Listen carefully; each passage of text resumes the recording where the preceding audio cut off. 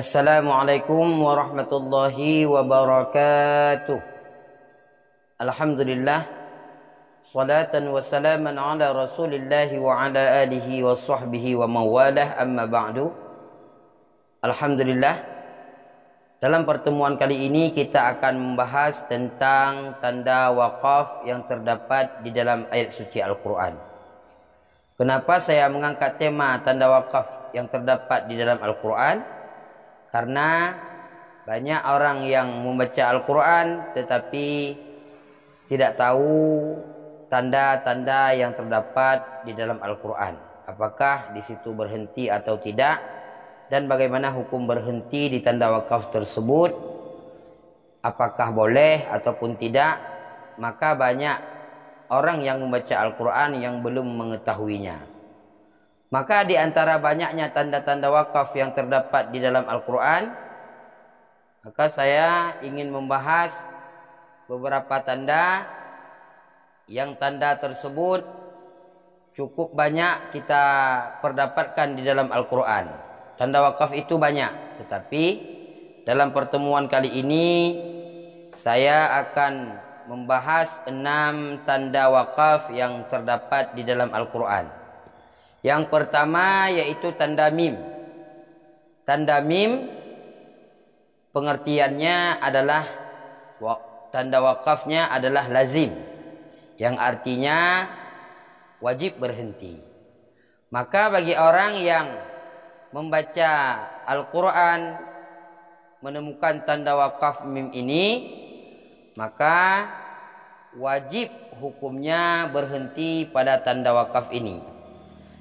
Di antara banyaknya tanda-tanda wakaf mim yang terdapat di dalam Al-Quran, maka yang sering terjadi kesalahan orang yang membaca Al-Quran yaitu ayat yang sering dibaca dalam surah Yasin pada ayat ke-13.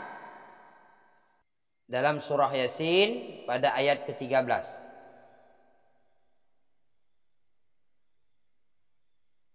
Ini ayatnya yang berbunyi وَضَرِبَ لَهُمْ مَثَلًا أَصْحَابَ الْقَرْيَةِ إِذْ جَاءَهَا الْمُرْسَلُونَ. Maka banyak pada ayat tersebut orang yang membaca Al-Quran tidak berhenti pada tanda qaryah tersebut, padahal tanda wakaf di situ ialah mim yang hukumnya wajib berhenti. Dan di dalam surah Yasin juga terdapat dalam ayat yang lain yaitu tanda mim pada ayat yang ke-76. Pada ayat yang ke-76 yang berbunyi فَلَا يَحْزُنْكَ قَوْلُهُمْ Inna na'lamu ma yusirruna wa ma yu'linun. Maka pada tanda mim ini wajib kita mewakafnya karena hukumnya wajib berhenti. Ini tanda wakaf yang pertama yaitu mim. Sedangkan yang kedua yaitu tanda wakaf lam, yang artinya mamnu, larangan. Yang maksudnya yaitu dilarang berhenti pada tanda wakaf lam tersebut. Dan saya tidak membuat contohnya di sini karena lam ini cukup banyak terdapat di dalam ayat suci Al-Quran. Yang ketiga yaitu wakaf tandanya shad lam, yang maksudnya tanda wakaf ini yaitu wasal aula, lebih baik kita menyambungkan bacaan daripada kita berhenti. Mau berhenti boleh bagi orang yang pendek nafasnya, tetapi bagi orang yang panjang nafasnya, maka hukum bagi orang tersebut lebih bagus, lebih baik disambungkan ayatnya, jangan berhenti. Dan yang keempat yaitu tanda wakaf qaf lam. Yang maksud tanda wakaf ini yaitu wakaf aula. Wakaf aula lebih baik berhenti daripada disambung. Mau berhenti boleh, tetapi lebih bagus, lebih baiknya kita berhenti jika memang terdapat tanda wakaf ini. Dan yang kelima yaitu jim. Jim yaitu jaiz, yang artinya boleh berhenti, boleh tidak. Dan ini cukup banyak kita perdapatkan di dalam Al-Quran. Tanda jim ini, apabila terdapat tanda jim, maka boleh kita menyambungkannya dan juga boleh kita berhenti pada tanda wakaf tersebut. Dan yang keenam yaitu tanda wakaf titik 3. Ini tanda wakaf ini yang maksudnya yaitu namanya yaitu tanda wakaf mu'anaqah, yang artinya berhenti pada salah satu dari dua tanda tersebut. Jadi di dalam Al-Quran tanda 3 ini biasa terdapat dua tanda.